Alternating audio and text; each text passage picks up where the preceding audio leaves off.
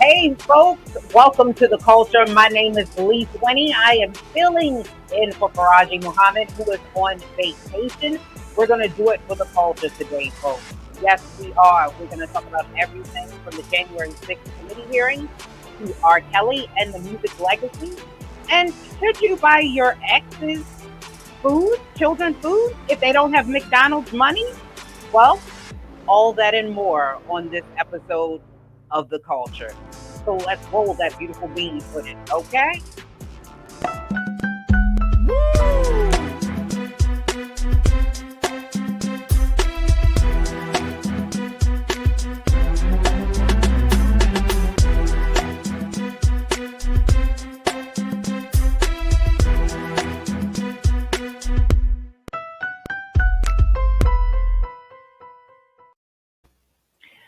Okay, folks, this has been a historic month. We've come to the closure of yet another month, and we've seen so much history take place. Now, we've seen the Supreme Court seem unhinged with the rolling back of decades old precedents with the repealing of Roe and them also going after the enforcement of Miranda rights. However, this month has not been all bad. We have seen Miss Ketanji Brown Jackson, who actually will become the first African American female to sit on the Supreme Court, as well as gun legislation that we have not seen in more than 30 years. But we are watching history unfold as we are seeing the January 6th committee hearings. Now, this is something that I never thought I would see in my lifetime, and I'm pretty sure a lot of you thought the same, where we are seeing a former president or United States sitting president do and say the unspeakable. Now, we have recently seen on Tuesday Miss Cassidy Hutchinson, who was a former aide of Donald Trump, actually sit down. This is actually her fifth time sitting in front of the committee, where she actually has done 4 behind closed doors depositions, and she dropped some bombshells. In order to go over this today, I need 2 of the most dynamic culture crew and guests to actually unpack all the things that are going on so we can discuss exactly what is happening and why we should be informed about this. The first one is Mr. Jesse Hamilton McCoy, Esquire. He is Duke University's clinical professor of law and supervising attorney for Civil Justice Clinic. And Mr. Hassan Gordano, Mr. Politics himself. I want to welcome both of you to the show. How are you doing today, the both of you? Having me. Oh, absolutely. Absolutely. So I want to talk to you first, Jesse, to kind of go over a little bit for folks who may not understand what are these hearings? What are they for? And what should we be looking for when we're watching them? So the purpose of these hearings is to provide some degree of transparency in what this investigation of Donald Trump's involvement in the January 6th insurrection is, as well as talk about all the dynamics that go into the January 6th, whatever you want to call it, insurrection, treason, whatever you want to call it. So what we now know is that we know that there were Capitol Police officers who were killed as mobs of people tried to storm the Capitol. We also know that there were various representatives whose lives were in danger. We also know that Donald Trump's very own vice president, Mike Pence, was involved in danger, or was a subject or a target of the people. But what the purpose of these hearings is for is to pretty much make it transparent in really what I feel like is an attempt to get the Justice Department to get involved and push along an investigation and ultimately seek conviction against Donald Trump. Okay, so when we're watching this, because we're seeing this all play out, and we're seeing that he was warned. So Trump and his chief of staff were warned that there could be violence. We're even seeing now that they're saying that he may have wanted to participate in some capacity. He's even been quoted saying things like he doesn't care that they have weapons. They're not here to hurt him. What are the next steps? So if this is only to really change the public opinion, and this is a question for the both of you, what is the purpose? Is this a bad thing for the Democrats that they're going after this and there's not really a whole lot that can be done? Can this backfire on them? Well, I'll first begin by saying it's a bipartisan committee. And Actually, probably the most vocal person on the committee has been Liz Cheney, who is Republican. I think that this is also an attempt to try to alleviate some of the misinformation that people have had widespread nationwide about what was happening, who was involved, and just how massive this organization of the operation was. We are now seeing, because of the testimony and because of all of the investigatory work, that even people in the very seat of power in the White House not only knew, but in many cases helped to implement many of the things that we saw unfold on January the 6th. Okay. Well, part of the problem is people in this country, and especially in Washington, D.C. these days, want to allude to bipartisanship when you have one or two of the opposite party, right? And that's the problem. This committee is nowhere near bipartisan. You have two disgruntled Republicans that were appointed to this House committee. No other Republican on the House dared to even want to serve on it, let alone be appointed to serve on it. It's almost like the gun legislation we saw pass even in the Senate. I mean, 10 Republicans out of, almost 48, 49, that's really not bipartisanship. That's just certain individuals finally doing what they're supposed to do, their job, and learn how to compromise. This January 6th committee is Democrats dragging it out, hoping to get a bump before the November general election, these midterm elections, where they look to be, in all intents and purposes, going to be trounced and lose the House and probably the Senate as well. I think that they're spending a lot of taxpayer money for something that most people either know one way or the other. You either believe that it happened and it was Donald Trump and their fault, or you don't. And I don't think this committee, the hearings, the televised hearings, are going to change anybody's opinion overnight. They need to be focused on these recent Supreme Court decisions. They'll get more of a live audience for that than they will this.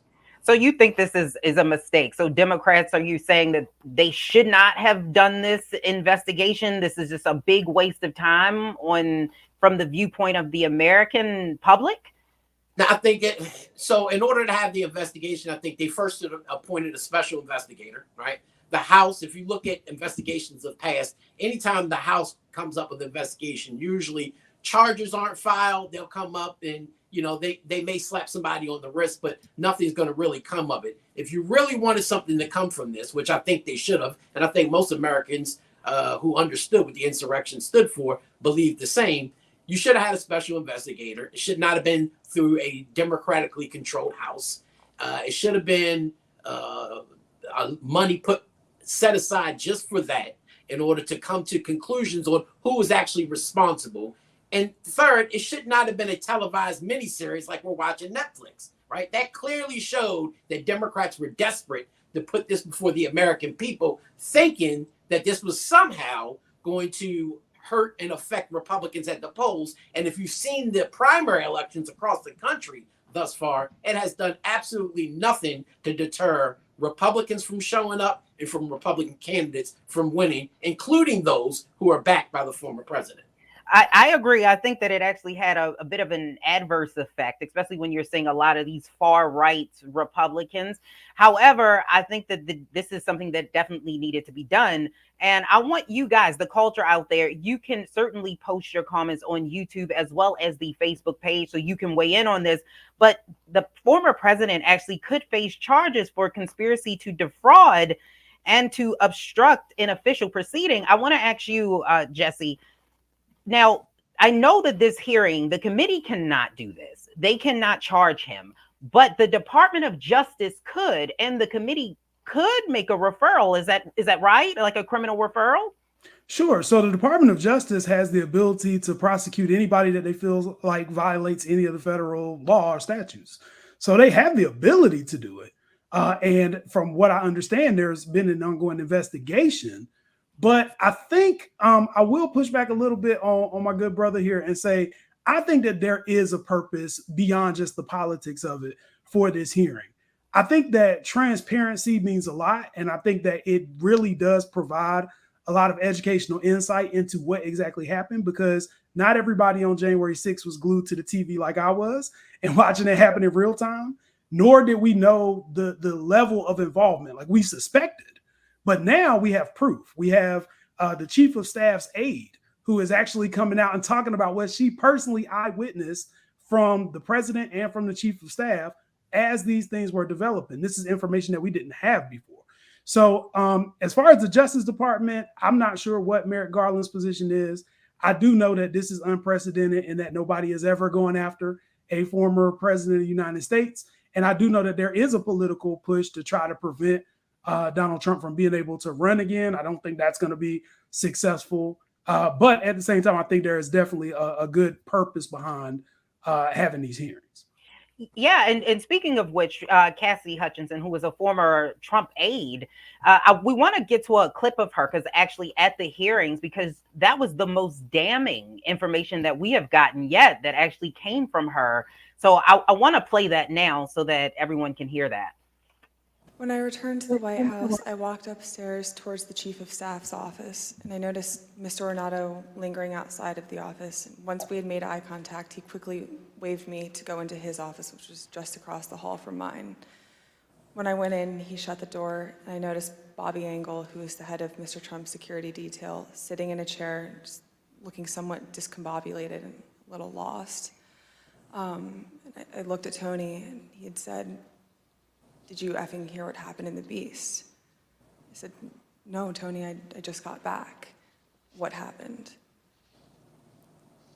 Tony proceeded to tell me that when the president got in the Beast, he was under the impression from Mr. Meadows that the off-the-record movement to the Capitol was still possible and likely to happen, but that Bobby had more information. So once the president had gotten into the vehicle with Bobby, he thought that they were going up to the Capitol, and when Bobby had relayed to him, "We're not, we don't have the assets to do it, it's not secure, we're going back to the West Wing," the president had a very angry response to that. Tony described him as being irate. The president said something to the effect of, "I'm the effing president, take me up to the Capitol now." To which Bobby responded, "Sir, we have to go back to the West Wing." The president reached up towards the front of the vehicle to grab at the steering wheel. Mr. Engel grabbed his arm, said, "Sir, you need to take your hand off the steering wheel. We're going back to the West Wing. We're not going to the Capitol." Mr. Trump then used his free hand to lunge towards Bobby Engel, and when Mr. Ornato had recounted this story to me, he had motioned towards his clavicles. And was Mr. Engel in the room as Mr. Ornato told you this story? He was. Did Mr. Engel correct or disagree with any part of the story from Mr. Ornato? Mr. Engel did not correct or disagree with any part of the story. Did Mr. Engel or Mr. Ornato ever after that tell you that what Mr. Ornato had just said was untrue?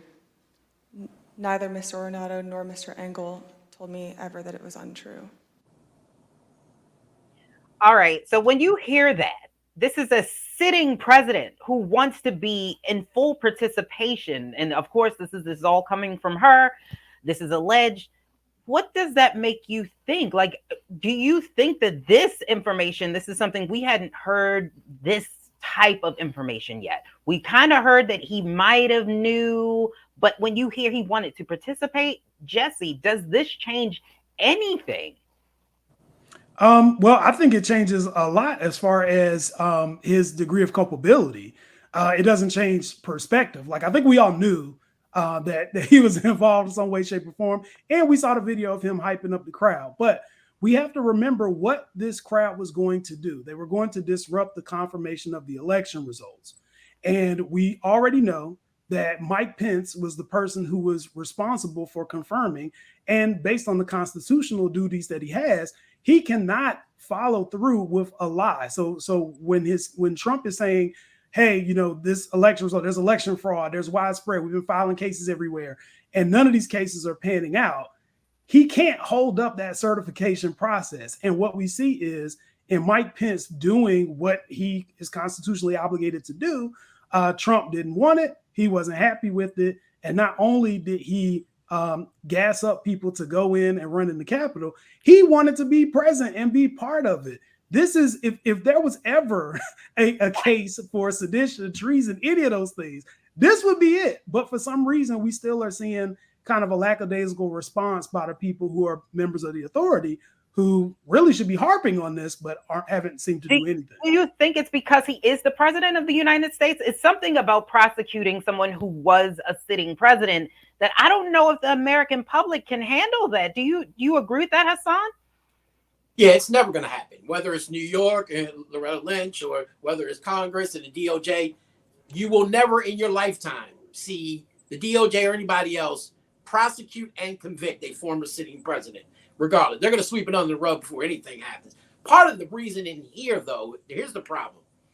We all know that Donald Trump is just crazy, right? Everybody in this country, even his supporters know. That's why they support him. They break his hands. Right?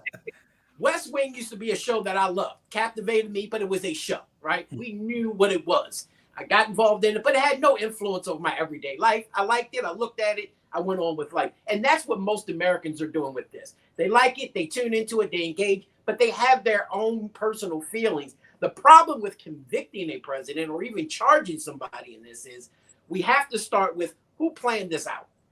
And if you ask most people, and even the hearings that we've seen, nobody has laid out factors that Donald Trump was sitting down with Proud Boys and other groups who had planned this before January 6th. We know that. We know that back in right after the election, they started planning this insurrection to go to D.C. on this day. But nobody can prove that Donald Trump was even a part of that. That in and of itself does not bring charges. And just because you lunged and we know that you're crazy as hell, you want to join your crazy folk up at the Capitol, that I don't think from a legal standpoint is enough evidence to charge a sitting president of all people with any type of actions against this country. Does this create a level of lawlessness? I mean, I watched this too. Jesse, you were not alone. I was like, oh my goodness, so you seen these white people jump the Capitol? Like, I watched this, but does this create a level of lawlessness for the next person? Because Donald Trump is not the first. I mean, he's not the last, he's the first. So we're going to continue to get these really far right candidates. What does this say, and how do we set up guardrails, or can we? Is there a place for us to set up guardrails for this, Jesse? Well, I think that's a very loaded question. I think it's very ironic that the person who ran on a campaign of lock her up has done all these things and is just able to skate by. But I also know that here in the United States of America, we operate in a system that is largely rigged. And that system is rigged for the benefit of white men. And I think that not just white men, but rich white men. And Donald Trump qualifies as a rich white man. So what we see is it's not just a Donald Trump thing. We know he's crazy. We know he's doing all kinds of stuff, but it's the insulation of people in high places who support him. The congressman who led people through tours of the Capitol and told them where everybody's offices were. It's the people who were people like Mark Meadows, his chief of staff, who allowed this gas to get into people, to fill them up, to make them want to go and rush the Capitol, and didn't do anything to dissuade it until the 25th hour. And all of a sudden now it's, we need to put a statement out, right? So we see this. I think the issue that I have, and the biggest concern that I think the American people are going to want to know come election time, is we know this man is going to run again, right? So if we're going to say that he can do all of this and there's no accountability and he's going to be able to walk right back into the election, what is the point of having a democracy anymore? What is the point? Do we know if he's going to run? I mean, he hasn't filed. I don't think he's filed any paperwork as of yet. I think he's borderlining some campaign finance issues. Do we know that for sure?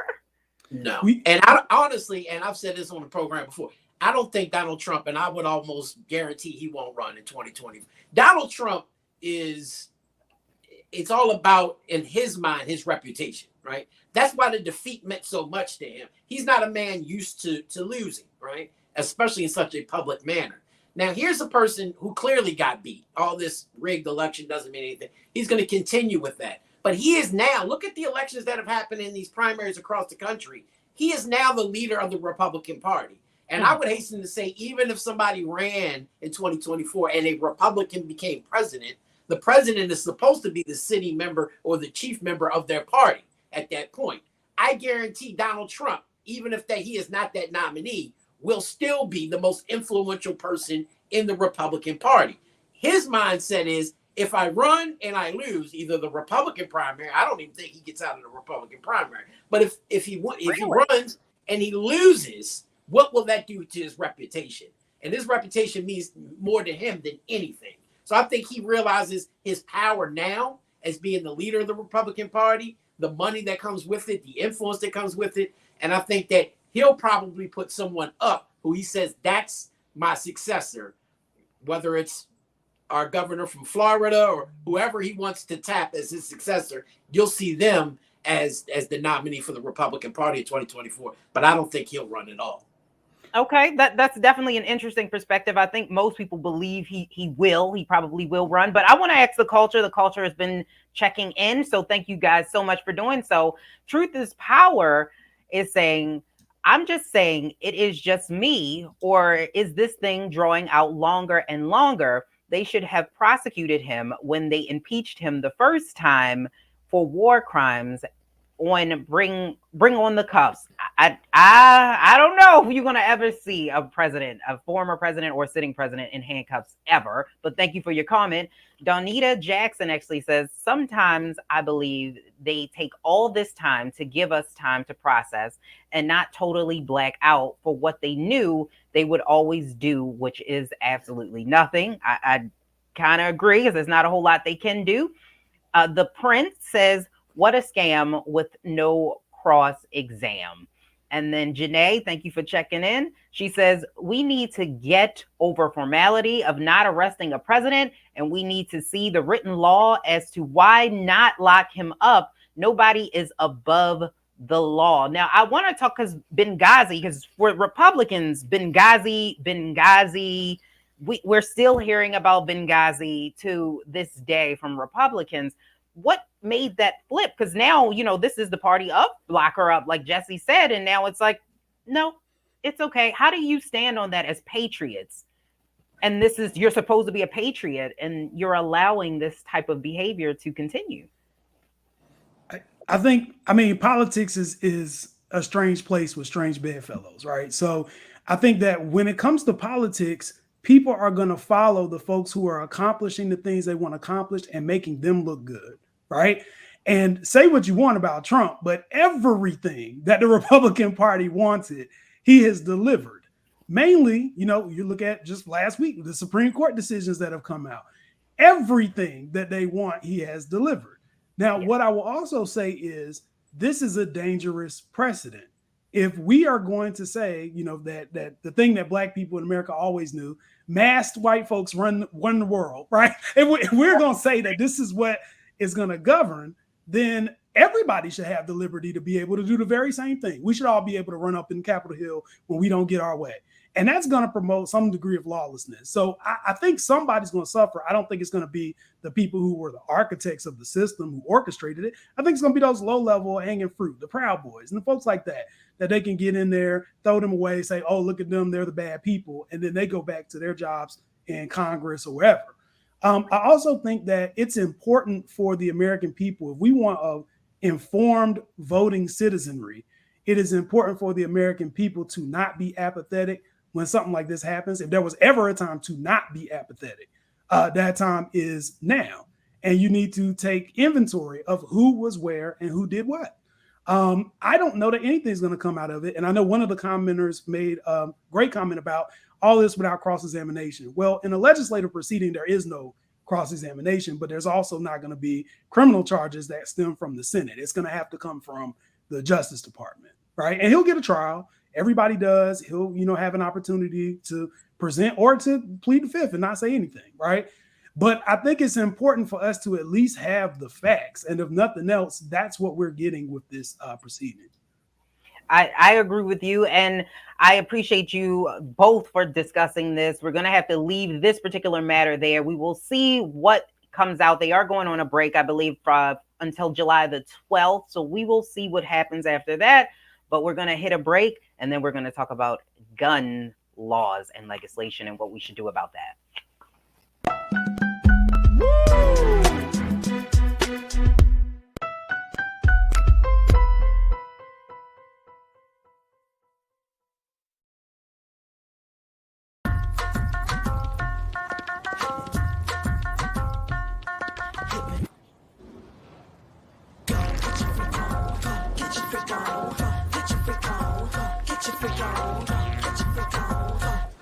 Verizon just gave us all a brand new iPhone 13. We've been customers for years. We got iPhone 13s too. Switched 2 minutes ago, literally right before this. iPhone 13 on us on any unlimited plan for every customer, with plans starting at just $35. All on the network more people rely on. Love our new Alexa. It's a Buick. Yeah, Alexa. Buick. Alexa. It's a Buick. It's an Alexa. It's a Buick.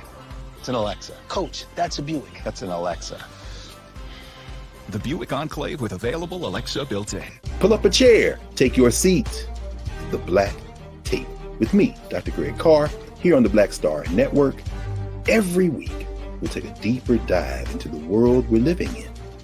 Join the conversation only on the Black Star Network. I'm Deborah Owens, America's Wealth Coach, and my new show, Get Wealthy, focuses on the things that your financial advisor and bank isn't telling you, but you absolutely need to know.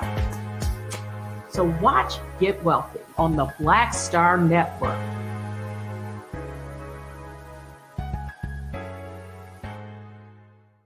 Folks, Black Star Network is here.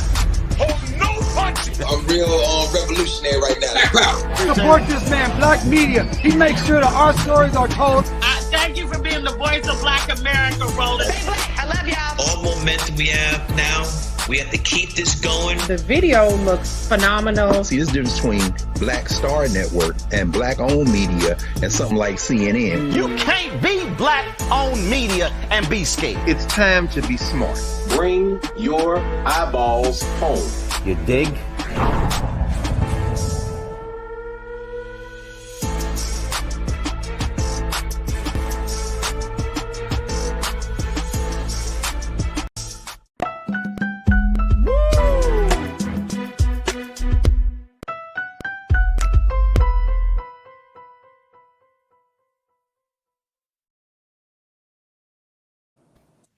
And we're back. This is Lise Winning. I am filling in for Farajii Muhammad on The Culture.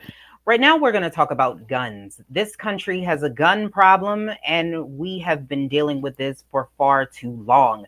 We did pass some gun legislation, but I want to discuss whether or not this will actually make any change. This year alone, we've seen unprecedented amount of mass shootings occur all over the country. We did get the gun safety package. It's a bipartisan Safer Communities Act, which includes $750 million to states to support red flag laws. In 19 states and DC actually already had them. It will close the boyfriend loophole. It actually will make gun buyers under 21 get enhanced background checks. It will clarify the definition of federally licensed firearms, and also new offenses for gun trafficking, make and straw purchases. So I want to ask my culture crew whether or not they believe that we will see any change from this law that actually was passed. Not at all. Okay. First of all, there was no such thing as gun reform until free blacks started purchasing guns across the country. Then they had to reform because they realized the Negroes were, these free slaves were now all of a sudden purchasing the same guns that they had access to. So let's be real about it. It's like brother said earlier in the show, this system is designed to keep a certain portion in power and the other ones suppressed at all times. That's what these guns are about. And so looking at the New York law and how it reversed, if you look, New York is similar in its laws to about a half a dozen states, including right here in Maryland. So those states, including California and the others, make up about a quarter of the entire population of America. So this is going to have a dramatic effect in terms of the court decision. And I think that'll have a greater impact on America and guns in itself than the legislation. This legislation, you read off the provisions in it, is far different from what Democrats had in mind, who really wanted to raise the age limit from 18 to 21 in order for anyone who wants to purchase a semi-automatic rifle, incentives for safe storage of firearms, especially in the household. Those things aren't in place. If you really want reform, those are the type of reforms you need. But at the end of the day, look, it took 30 years almost 30, 28 years for these people in Congress to finally have the testicular fortitude to do anything around guns. And they really failed to do really anything that's going to help America in regards to guns. And it's unfortunate, but Republicans do this all. I've never seen Democrats be able to run the table the way Republicans do. It's like, oh, we got this, but we'll compromise with you just to get stuff done. Republicans don't compromise. This is what we're going to do. If you don't like it, so what? We're going to do it any damn way. We saw President Obama with his choice for Supreme Court, how that went about. So, at the end of the day, I think the court case from the Supreme Court had more an effect. It will have more of an effect on this country than the legislation that passed. Okay. And I can definitely see that. And you're absolutely right. Republicans, they know how to get stuff done. They can stand behind. I think Jesse and I were talking about this. They can stand behind that they are the majority in a lot of cases, or they represent the majority of the United States of America. So it makes it a lot easier to get this stuff passed. But I will ask you this. So do you not believe that there were 10 Republicans? This is something that even with bills being passed and legislation, we usually have a stonewall. This was some movement for them to at least concede to some things. Do you not see that we're moving in a direction, or do you still think that, no, this isn't going to have any impact whatsoever?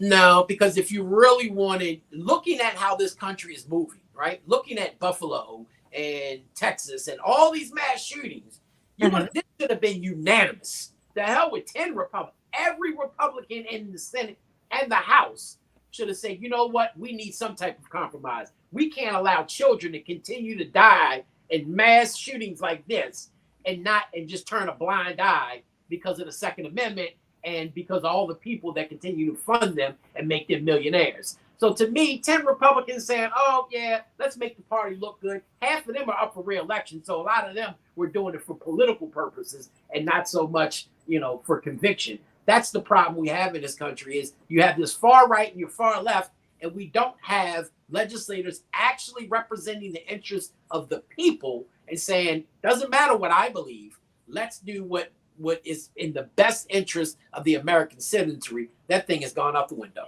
I think a lot of Americans, I think there's a nice amount of us who we think we have too many guns. There's just way too many guns in this country. But I think there's a nice amount of people who believe that you should own a gun and you should have the right to do so, and as well as owning an AR-15. I want to get your opinion on this, Jesse. Do you think that we should ban certain guns? Because in '94, Clinton did sign an assault weapons ban, which expired 10 years after they allowed that to expire. Do you think that it's the type of guns that we have in this country, and if we ban some of them, it could help prevent some of the death of mass shootings?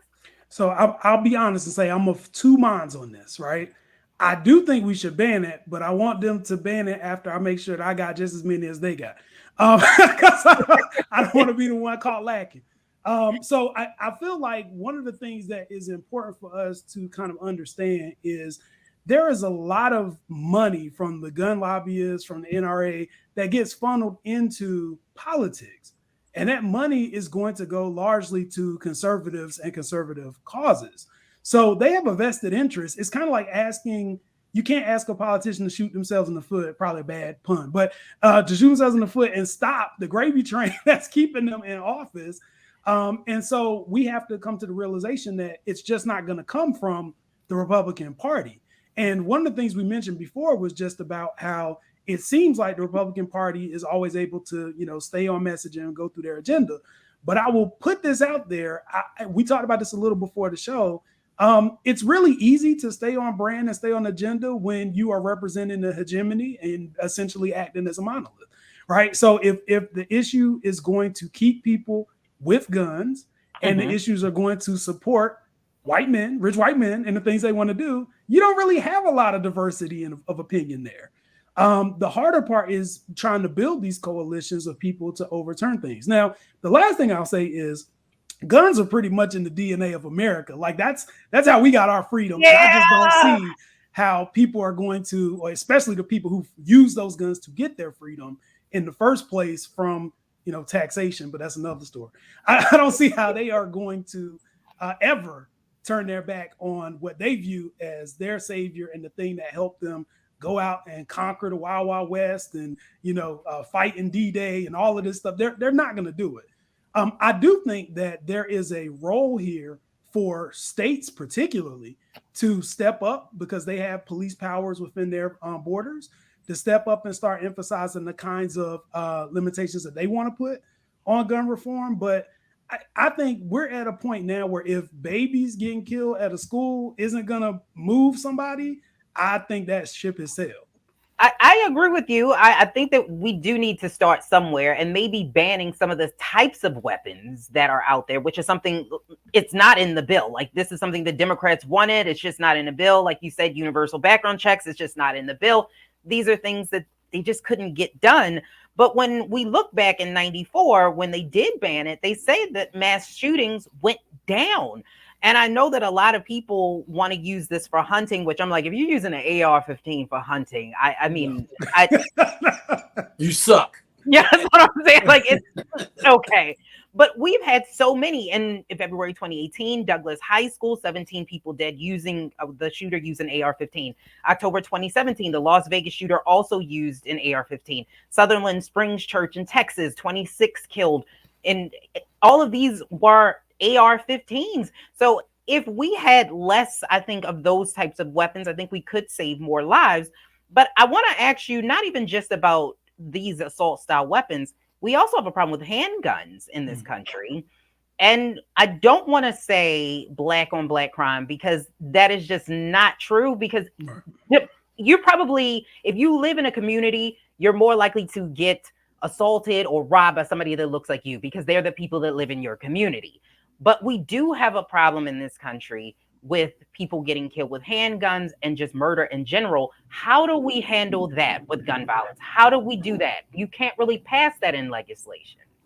And that's the huge problem we have, even with this new law and laws across the country, is I'm in Baltimore. We've had 300 plus homicides every year for 8 years straight now. Many of those homicides did not come from guns from people who had guns legally. Let's be honest about it. So legalizing or illegalizing handguns is not going to stop. And most of those guns were not AR-15s. They were handguns. So then that begs the question of, okay, then what do we regulate? Because I agree. I'm a Second Amendment believer. I think we all should be strapped, in my opinion, and from black to white. But there is a question of what type of weapons do we need AR-15s and these type of guns to protect your household? Because that's really what it was all about, is to be able to protect your property back in the day. That's when it all created. So I do think we need that. But what's the regulation? Because you can be able to now go online and create guns, but you can rig a certain magazines to be automatic and let off a certain amount of rounds beyond the usual 13, 15 rounds of an automatic gun, right? So there are ways around it, but it's a lot easier to regulate something when you don't have those type of weapons being sold, especially to 18 and 19 and 20-year-olds. I mean, I don't want to make age as a factor as if, an 18-year-old is more, vicious than a 46-year-old. But I think if we look at the laws that we have in this country, you can't even drink alcohol until you're 21, but yet you can go and purchase an AR-15 at 18 years old. There's certain things that are wrong with the laws that we have currently in this country. But again, the argument has to be made from the legislators who are supposed to represent you and I's interests, but they're actually up there representing their own, and we have no voice in that matter. Yeah, I want to ask you this, Jesse. I don't know if you can answer this question, but I do want to get your opinion on it. So Black people in this country, we have a really unique relationship with guns because we do want to feel safe. We don't want to give up our weapons because we are woefully unprotected in this country. Do we need to change the relationship that Black people have with guns? Because we see it in music videos and songs, and it's almost glorified. Like we were seeing the prom pictures come out. I don't know if you guys saw them. And I saw it was a young lady and a guy. They were standing around with, they did have AR-15s. Like, how do we change this behavior and this relationship? So how do we change gun culture? That is a heavy, heavy question. I think that, as was mentioned before, I think one of the concerns we have for the actual crimes that do happen It's people who aren't, getting it legally. It's people who aren't necessarily getting their stuff registered and not even registered to be carriers, and I don't know that there's a way to regulate that kind of criminality. I think what the process that largely the Democrats have been pursuing is if we just, put blanket regulations out there to stop the flow of how many guns come in or go out, then that'll reduce the number of guns that end up in people's hands. But I'm not convinced that that's what's happening. I think people have cousins and uncles and folks in other states that can get them whatever they need.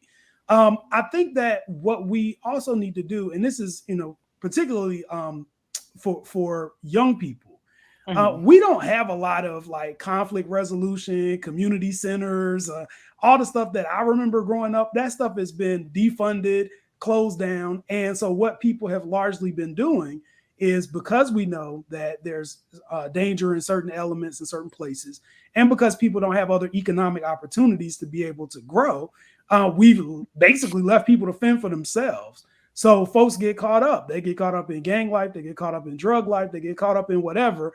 And our media, our system sometimes has a tendency to glamorize that stuff. So people say, okay, if I got bigger guns, I'll get more women and I can go make more money. And so I think that it originates, it's American. It's like apple pie. It originates in, we know that the power of the gun gets things done. That's what people know. But I think we also need to start thinking about what kind of society that we want to have ultimately. And if we want to have a society of people who are able to work their problems out without the need for a weapon, because most of these people aren't defending their homes when they, shoot folks. If we're trying to have a society that can progress without the need or dependence on weapons, I think that we need to bring back tools that are going to train people, particularly young folks, on how to do that. Okay. Now I want to ask the culture. The culture has been tuning in, and thank you so much for doing so. Rashida Guest said that gun problem is a major understatement. I agree with you there. And Tiana says Republicans can stay on message. I think that that's always been the benefit of Republicans, that they take a message and they can run with it. We have RJ Coleman 3. Thank you so much for checking in. He says gun ownership is not a Democrat or Republican thing. I agree with you. And I think that's another reason why it's so hard to pass legislation, because I think that Democrats and Republicans alike, we all in this country, we like guns. We love our guns and apple pie. Truth is Power said, I have a problem with Black people killing other Black people, but I also have a problem with me having a gun and a gun being registered, but a cop mistaking that and murdering me anyway. Yep. And that's another thing. We don't really have, any types of protections in this new bipartisan law for people and registered gun owners, because we did see that, where there were people that were registered licensed gun owners and still were killed by the police. And that's why I think that we do have a very interesting relationship, African Americans, with guns in this country, because I want to ask Hassan this. If they were to pass some legislation, do you think even they could get the support of Black people to get behind it if they were going to start banning certain types of weapons or banning guns altogether? No, absolutely not. See, here's the real crux about it. Guns don't kill people. Stupid ass people with guns kill people, right? I ain't never seen a gun. Guns don't kill people? Huh? Guns don't kill people? No, people can. Have you ever seen a gun shoot somebody by itself? It doesn't. It comes from a mentality of individual. Here's the thing. We're not the only country in this world that has guns, but look at the fatality rates of these other countries. We have a culture in this country that allows for the element and the mental health of an officer, a racist officer, many of them, who pulls the trigger on a Black person, who is scared of a Black person's shadow, let alone that person, right? And until they can have a mental health reversal and being able not to be that way, that's who they are. It's the same way we have across the country. These individuals who are shooting people on the streets of Chicago and Baltimore and others, they don't have licensed guns. This is a mentality that they're taught through, I don't care if it's through music. I'm a big thing about these new video games. You saw that in Buffalo. That kid saw and used and emulated what he saw in a game. If you look at the video and exactly how he held the weapon, how he shot people, because this is what they're playing 24/7. children absorb what's around them. Our children are starting to be perpetuated by what they see on TV, which is largely these video games, whatever that gun, whatever they steal the cars, whatever that damn game, that you're cussing, you're killing people, and you're getting points for it. You get more points for how many people you kill and how many cars you steal. This is a culture in our society you don't see in other societies, in other countries. And that's why it doesn't perpetuate the way it does with their guns, because their mentality is not the same. We really have to deal with mental health in this country, but it's the third wheel of politics, and nobody really wants to talk about that. It's a harder thing to manage. It's a harder thing to manage mental health. And I think that's why they go after the guns. But, is this a lose thing for Democrats? Like, if Democrats are going after gun control, do you think that this is a losing issue, especially with those middle of the road voters who are kind of in the middle? They're not really sure. And it seems like the United States is coming after their guns, even though, like I said, this legislation is quite soft. Do you think this is a losing issue for them? Well, I'll just say this. I think that there's not really a great understanding of what we already have going on currently, because just like we were talking about before, there are people who have done all the appropriate legal steps to have gun ownership, and they're still killed by police. I thought of Philando Castile, and the fact that we all were thinking if there was ever a time for the NRA to come out and say something, now would be the time. He did everything he was supposed to do, and there was radio silence. And I think that gives you sort of the inference as to who they are really out for in protecting. And it all goes into what we've been talking about this whole episode. It's certain people can have guns. Certain people can be able to exercise their rights fully, whereas other people we're going to be afraid of, we're going to be scared of. I remember seeing one of the Black Lives Matter marches, I think it was St. Louis, where that old white couple was standing out. One had a pistol and one had assault rifle or a rifle. And as people were walking by, like not bothering them, just walking by, they were standing out there and they got photo ops and everything.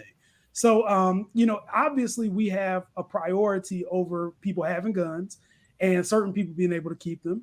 We also saw that just historically, the only time that we've ever had widespread gun reform was with the Mulford Act, after the Black Panther Party stood out on the courthouse steps with their guns. So when Black people get them, as was said by my brother before, like, Black people get them, there's going to be reform. But in the interim, nobody really cares. And of course, the gun manufacturers don't care because they're going to make money because we're all buying them, right? Right. So, I think I don't want to say it's a lost cause, because I definitely think it's a problem. I think that other countries don't resort to guns like we do. Other countries, there are countries that have knife issues and all that stuff, but other countries don't really resort to guns, and they do have a different mentality. And I think part of that is American isolationism and everybody kind of not being communal and feeling like they're on their own, and then poverty being criminalized and all kinds of stuff that are probably a lot bigger of a show to talk about. but I just don't know. I think gun legislation is one of those things that nobody is going to support unless they know everybody else is going to be willing to hold themselves to the same degree of accountability. And since nobody wants somebody to outgun them, it just won't happen. Yeah, because I think Canada did something like that where they banned guns temporarily. I don't know how that, turned out for them, or they were trying to do something like that. So we'll see. But I do want to ask you, Hassan, or Mr. Politics, rather. We said that this is very soft. This is soft legislation. They did not allow you to be able to sue the gun manufacturers, which is something that Joe Biden mentioned. We don't get universal background checks. So they're not delivering for the far left. And this is something that the far right doesn't want. For the party in power, is this a losing issue for them?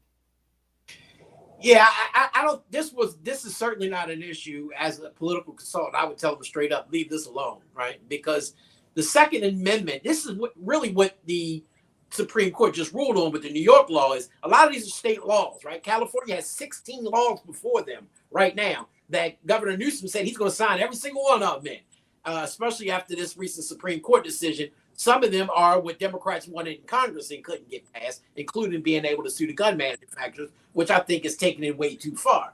But so states have that right to implement and go further than they need to. And you're going to see that. You're going to see the southern states be a little bit more open to the Second Amendment and not have any restrictions. You're going to see states like New York and Maryland and California and others start to strengthen their gun laws. And the problem is that is not a national issue that you can really run on that's going to win. You know, politics is local, as they say. So you start locally. You got to know, you know, where your bread and butter is. And I think November, especially this year, Democrats need to focus on the economy, because that's the number one issue that will always affect any voter. I don't care what your race is, your color, your creed, or your party affiliation. If your pockets is pinched and you ain't got no money in the bank and inflation is going up, I don't care whoever's in charge, they're getting blamed for it. So those are things that they can, these recent decisions by the Supreme Court, especially with Roe v. Wade being overturned, these are issues that are winning issues that they can run on and be able to get their voters to the polls in order to change hearts and minds. Otherwise, you keep focusing on January 6th and guns, man, you're going to lose, I mean, at least 50 seats in the House and probably 10 to 20 Senate. Wow, that's some bleak forecasting you're doing for the Democrats. But I want to go back to the culture. Real Brooklyn checked in. Thank you so much. He's saying gun legislation wouldn't have helped Las Vegas dude. He was 64 years old.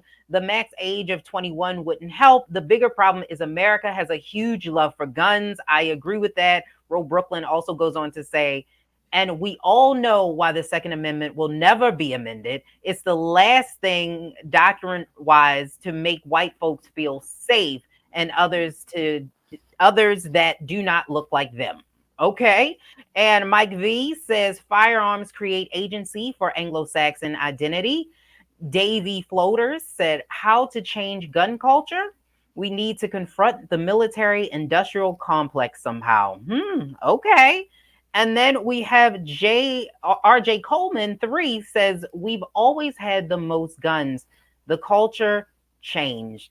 I don't know if the culture changed. I think the culture is staying the same, and I think that we love our guns, and we're not going to see very many changes from that. But we'll see, because we definitely have a problem with crime in this country, but also inflation. So I think the Democrats are trying to play to both. Thanks again, gentlemen, for I'm sorry, were you trying to say something? Okay, I thought I cut you off. But I appreciate both of you gentlemen for talking about this issue. It is a hot button issue, and it is something that the United States, we do need to do something about. We're going to hit a break, but when we come back, we're going to talk about cannabis and legalizing cannabis in the United States and what that looks like after this.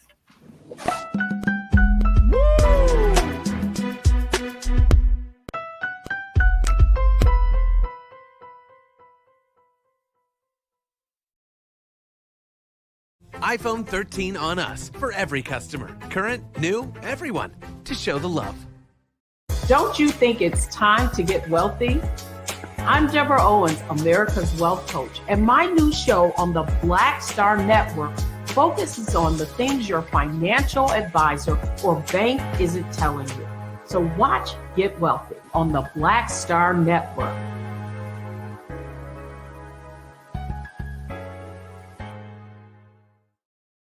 Hi, I'm Dr. Jackie Hood Martin, and I have a question for you. Ever feel as if your life is teetering and the weight and pressure of the world is consistently on your shoulders? Well, let me tell you, living a balanced life isn't easy. Join me each Tuesday on Black Star Network for A Balanced Life with Dr. Jackie. We'll laugh together, cry together, pull ourselves together, and cheer each other on. So join me for new shows each Tuesday on Black Star Network, A Balanced Life with Dr. Jackie.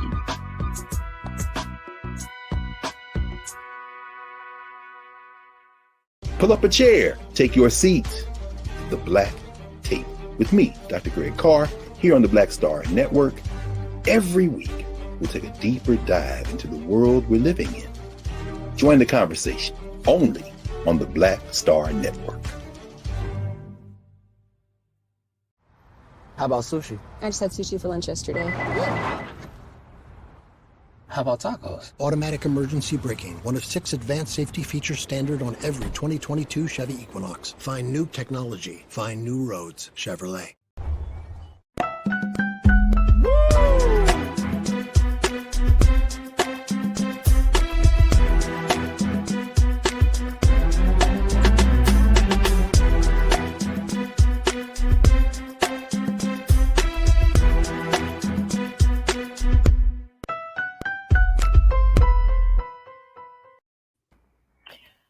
right. You have tuned into The Culture with Farajii Muhammad. I am Lise Winnie, filling in for Farajii while he is on vacation. He will be back next week.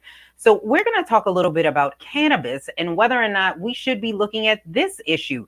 Right now, the Democrats have everything going wrong with the economy is out of control. We have crime that's going up and no one can agree on anything. One thing that the American public can agree on is that more and more of them want to see the legalization of cannabis.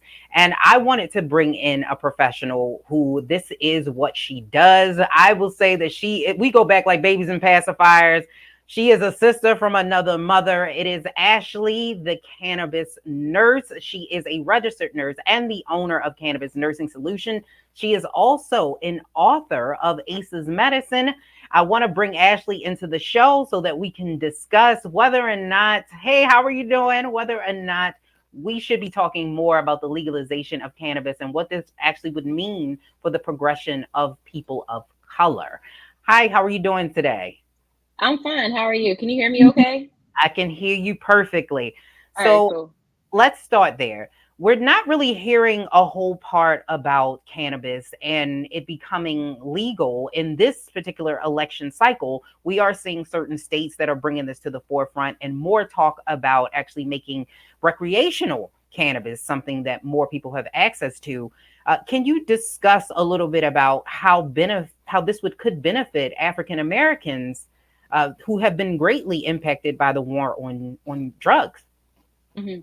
Yeah, no, I think that cannabis comes from, right now, the state of cannabis from a policy standpoint, it comes from a more capitalistic standpoint. So how can the states increase revenue, especially after COVID and all the shutdowns and things of that nature? The other aspect of it is the war on drugs that happened in the 80s and 90s. A lot of people went to jail just off of minor possession charges, and continues to happen in some states, even though there is decriminalization in a lot of states at this point. And in addition to that, most states allow for some form of cannabis. One thing that comes up sometimes when I'm talking to different patients is, can I carry it in the car? How do I get it from the dispensary to my house? Things of that nature, because people are just scared to get pulled over and somebody suspect that they may have cannabis on them. And unfortunately, police do have the right to, under suspicion or whatever it is, whatever the law is, that to be able to, detain you if they suspect something. But the issue becomes, what if I'm not carrying THC, flower that has THC in it? A lot of people don't realize that cannabis has a lot of different chemicals in it. The one that everybody knows is THC, the one that's psychoactive and everybody's scared of. But it also has CBD in it. And CBD is the one that's not so scary, right? And it's actually legal per the Farm Bill for you to carry it, distribute it, however you want to, basically. So if I, let's say, have flower that has that CBD on my body, and maybe I get pulled over by somebody and I happen to be of color, which you already have a stigma on you just because of the color of your skin, you're more at risk of being, detained or, some progressive action to occur. The other part of it is, I mentioned earlier, it is based in capitalism, the fact that we're progressing it forward, and dispensaries and the cannabis industry are making billions of dollars. And Maryland alone, I believe it was like $600 billion in revenue in 2021. Oh, wow. But you have a bunch of Black and brown people sitting in jail to this day whose families have been destroyed based on the war on drugs over 20 years ago. And, when things like that happens in Black and brown families, the legacy just trickles on to the future. So, I in my role, I don't spend a whole lot of time focusing on the policy aspect of it. I actually focus more time on the wellness aspect of it. So, because it is a layered issue when it comes to cannabis, but from a general standpoint, okay, go ahead. Let's go there. So there are benefits of cannabis. especially from the medical side, that I don't know if a lot of people understand. I think people just see, you know, what they saw in the movies, and they don't realize that cannabis actually has a lot of medical benefits. And that's one of the reasons why we should go towards legalizing and researching it. Mm-hmm. Yeah, no, and that's where I was going. So, you know, it's a layered issue with the policy side of things, the racial impact of it. But the other part of it is Black and brown people deserve access to medicine that they should have had access to for centuries, to be honest with you. A lot of people don't realize we have what's called an endocannabinoid system. It's the largest neurotransmitter system in the body. You have it. If you're watching, you have it. You don't have to ask a question about it. And you make your own cannabinoids, which I mentioned earlier. THC and CBD are examples of cannabinoids, but there's over 100 in the plant. But your body actually makes 2 of its own. That's similar to THC and binds to the endocannabinoid system similarly. With that being said, a lot of people are deficient in cannabinoids within their bodies. And the whole point, oops, I'm sorry, my dog's barking. But our bodies need those cannabinoids and that system to help maintain homeostasis. And in the medical world, we call homeostasis like wellness or balance, or if you do yoga, like we're always trying to achieve optimal wellness or balance within the body. You know, in its most natural state, your body, it's supposed to be regulated, and your endocannabinoid system plays a part in that. And a lot of people, whether they know it or not, and this is just a general statement, a lot of people who do consume know that it makes them feel better, but they don't really understand how to intentionally make themselves feel better. So my perspective, especially when it comes to the Black and brown community, generally comes from how can we be more well and be more intentional about what we put in our bodies, and whether it's cannabis or any other herbal medicine, plant medicine, or even, you know, pharmaceuticals that we purchase, how can we limit how much we insert into our body that doesn't need to be there? How can we be the most safe about it? And I think when it comes to legalization conversations, these are the things that don't come up. It should be more part of the conversations to help kind of lean towards whatever the debate issue is when it comes to cannabis. So if you are a medical cannabis user, and let's say you're in Colorado and you go to another state, you could be technically prosecuted, correct? Or yeah, you can. That's called interstate trafficking. You're not supposed to take it over the lines. So like, you know, we're in Maryland. So if you go from Maryland to DC, technically you can't bring anything from DC to Maryland. It's illegal. If you get caught, you'll go to jail. And the fines are hefty. Okay. I think for the first offense, you can serve up to like 3 years in jail or something like that. And up to the second offense, it becomes a felony and all these things. And then there are mandatory minimums behind it as well. So where the judge, if they were to persecute you on a federal level, they can only persecute you at, I think, 85% of the minimum or whatever. I forget the exact number, but they can't go any lower than what that minimum is. So you going to jail. Oh, wow. Wow. No. So I want to ask you, how can nurses in your profession, well, one, what is a cannabis nurse? Because I think for the first time, some people are hearing this term and they're like, what is that? And then two, how can nurses advocate more for the legalization to help Black and brown people and really everyone, because cannabis can be used for everyone? So my role as a cannabis nurse is to educate. So let me break it down a little bit further. So my role as a nurse is to advocate for patients, educate patients, administer medicine. So it usually shows up, or what people are most familiar with is when you're in the hospital, your nurse comes in, they offer you some information about maybe your procedure, and then give you some medicine, you know, to prepare you for the procedure or help you relieve pain or whatever it is that's going on with you at that time.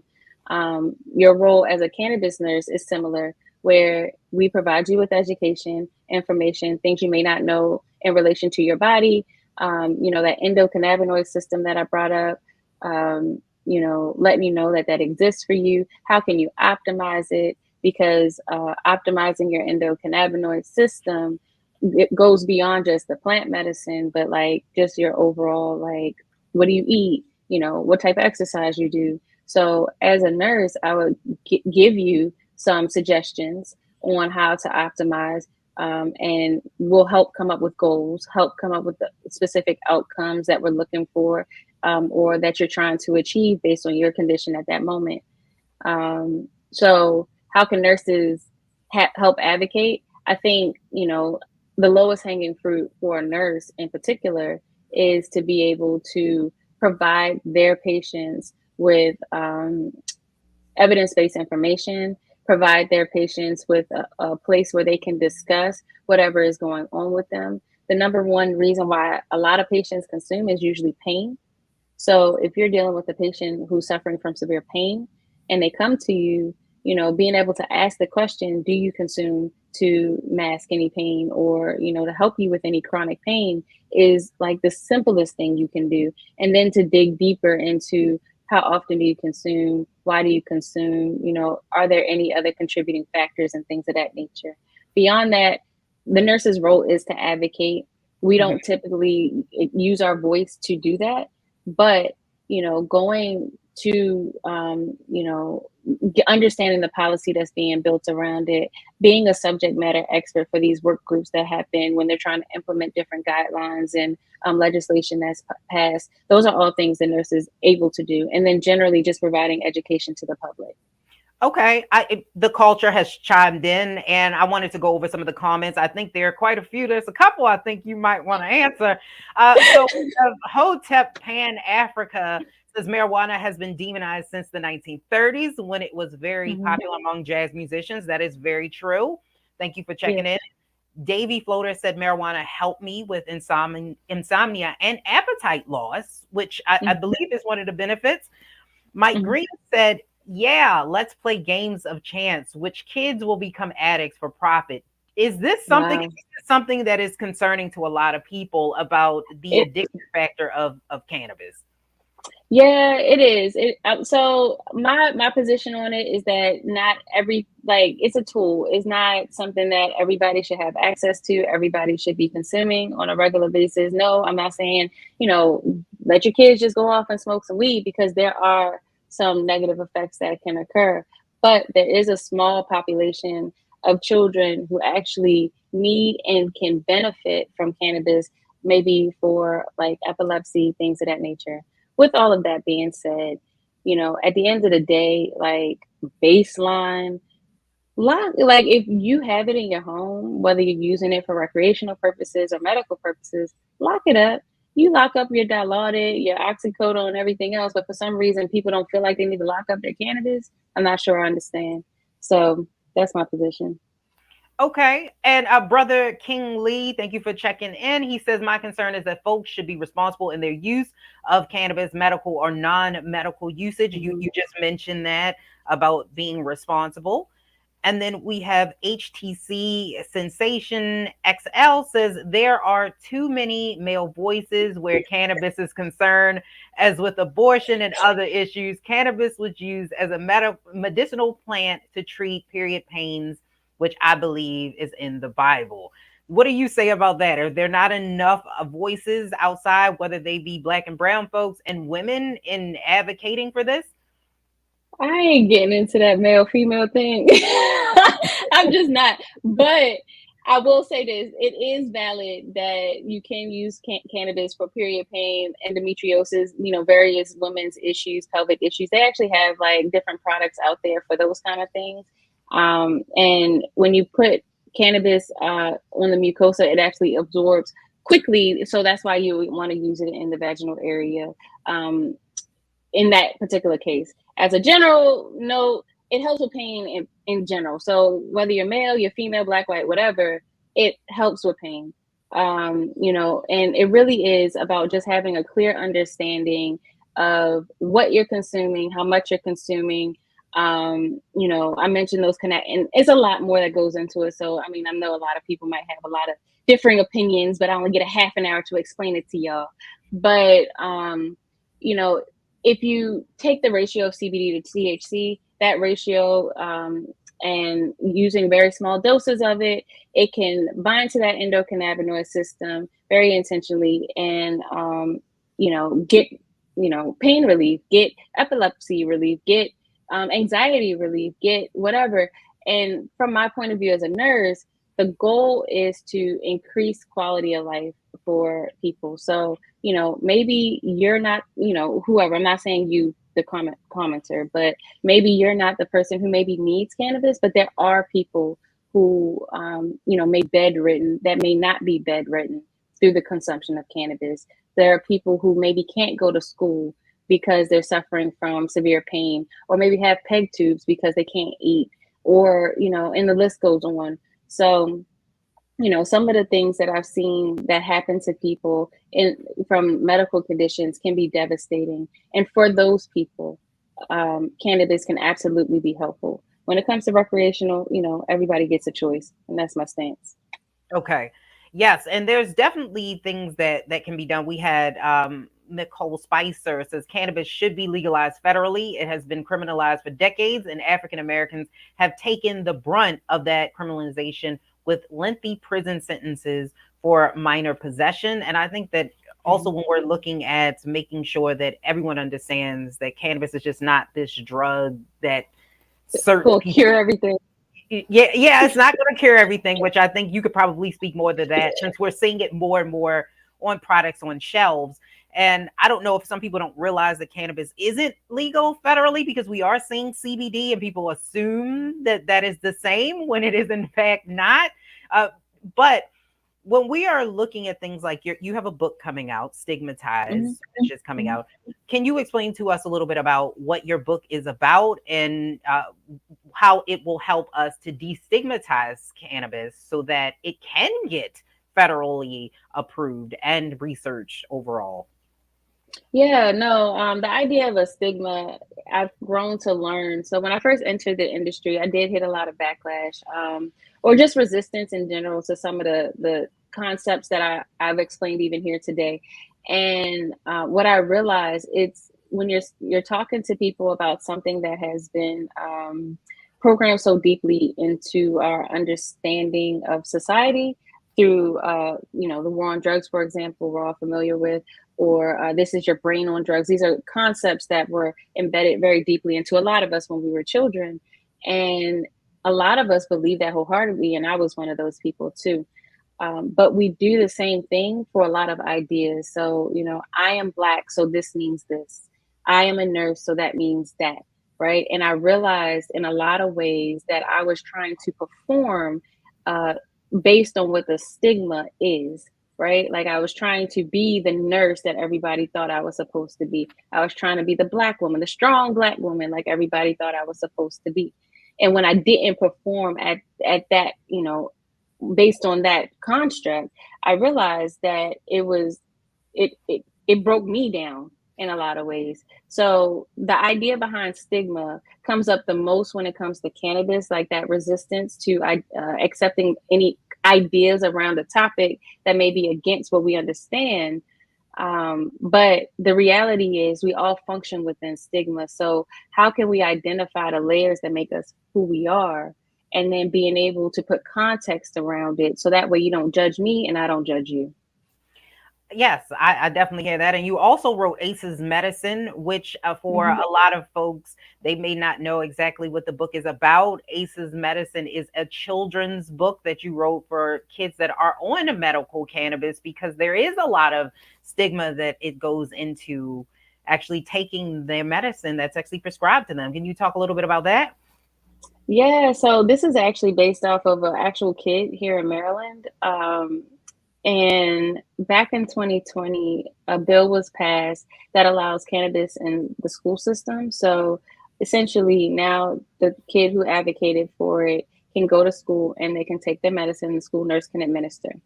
In most situations, a nurse is not allowed to administer cannabis because of its Schedule I status, or that is federally illegal.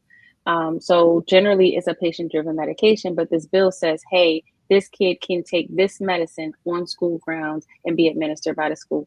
Before, the kid's parents would have to drive to the school, pick the kid up, drive him off to school, and give him his tincture, and then drive him back to the school, sign him in, take him back to class. And it was disruptive to a school day.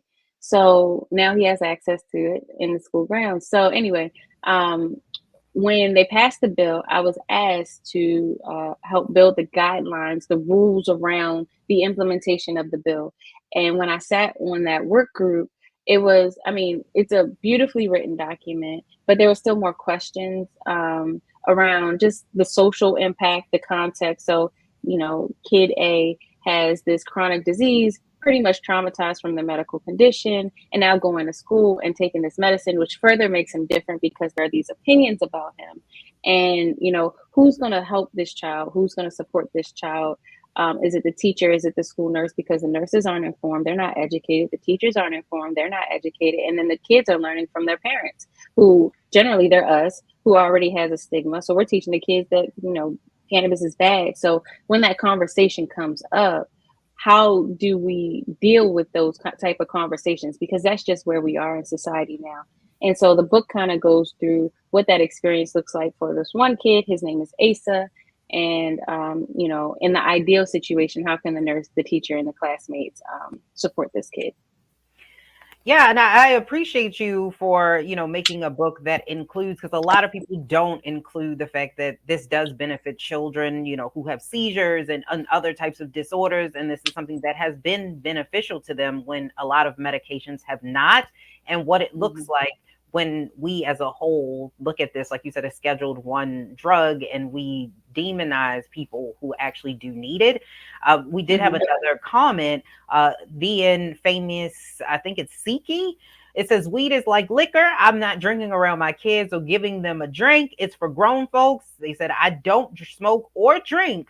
When it comes to addiction, people who fall into addictions have bigger issues. If we ban weed, then liquor should be too. Liquor kills tons of people. Did you want to kind of go into that? Because the fact that alcohol is legal. I mean, we did have prohibition, but you can drink and it can have a negative impact on you. Yeah, so the difference between alcohol and cannabis, and my opinion about whether you should do it, you shouldn't do it, I'm not going there. But the difference between alcohol is that it's actually quite toxic to the body, even in small amounts. So there's no, your body doesn't automatically make alcohol molecules. There is no system that, mimics anything that you produce naturally. It is completely against everything that your body does on a regular basis. Cannabis, on the other hand, has those genetic components that mimic cannabinoids that you make already in your body, and it binds directly to the system that is intended to create homeostasis. So that's really the biggest difference as far as I'm concerned. Okay.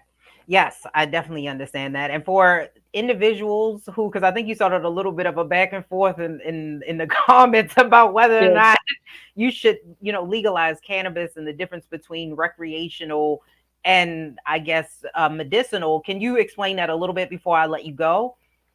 Yeah. So medicinal is, consumption is consumption. You put it in your body and you it just is what it is. But you know how we be wanting to make things difficult. So from a medical point of view, are we being intentional? Are we, assessing the situation? Do we have goals of use? Are we, or are we just using it because we just want to have a good time? We just feel like this is what we want to do. Like, you're not thinking about it.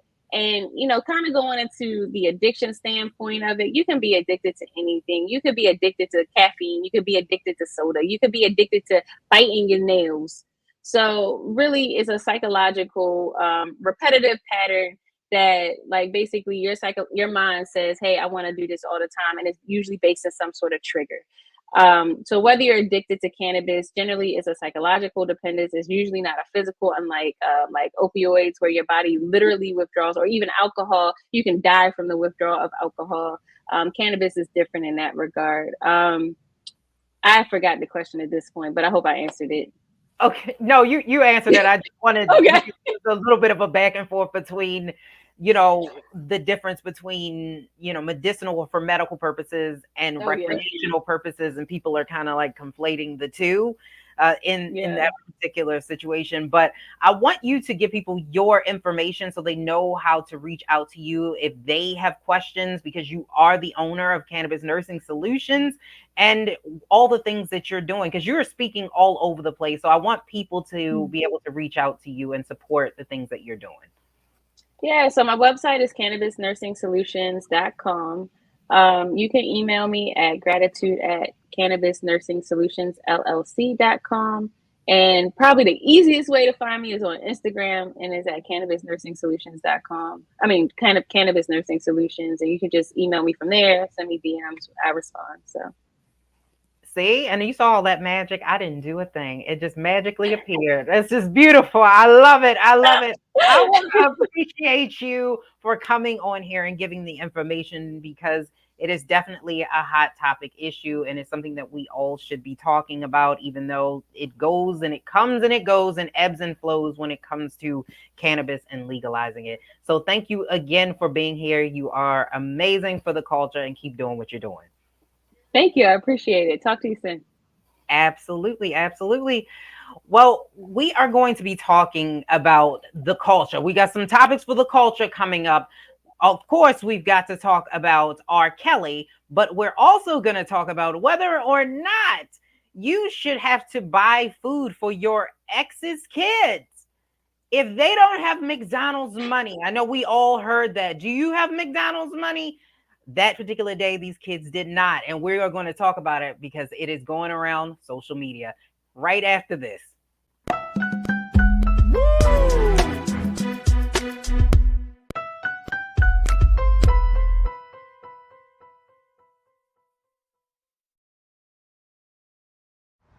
How about sushi? I just had sushi for lunch yesterday. How about tacos? Automatic emergency braking, one of 6 advanced safety features standard on every 2022 Chevy Equinox. Find new technology. Find new roads. Chevrolet. We're all impacted by the culture, whether we know it or not. From politics to music and entertainment, it's a huge part of our lives, and we're going to talk about it every day right here on The Culture with me, Farajii Muhammad, only on the Black Star Network.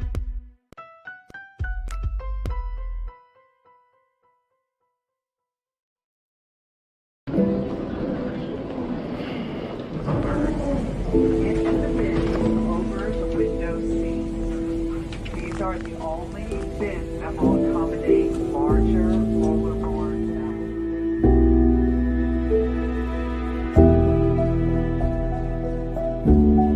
They put 10 in here? 10, and you don't come out till you die. And you eat here, you eat 10. Oh my God.